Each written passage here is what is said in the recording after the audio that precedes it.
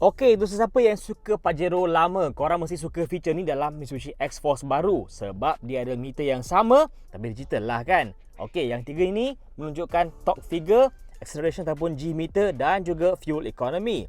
Tapi kalau korang tengok benda lain pula, boleh.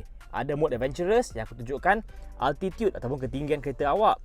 Tilt angle, darjah bawah ke atas. Dan ini pula direction dan compass. Tekan reliable, kita keluar steering angle. Nampak? Dia gerak real time. Okey. Active yaw control AYC sama seperti Evo dan juga traction control belah sini. Tapi guys, saya suka ini pula. Tekan ni kan. Korang akan keluar avionics. Nampak tak? Dah macam fighter jet dah. So, kalau bawa kiri, nampak steering angle dia gerak. Okey, kanan pun gerak. Okey, kalau tekan brake, ini akan increase. Coolant temperature, injection, acceleration meter. Nampak tinggi. Vacuum. Dan juga kalau tekan ni pula, dia akan jadi clock. Berkata anda. Mantap juga kan X-Force ni?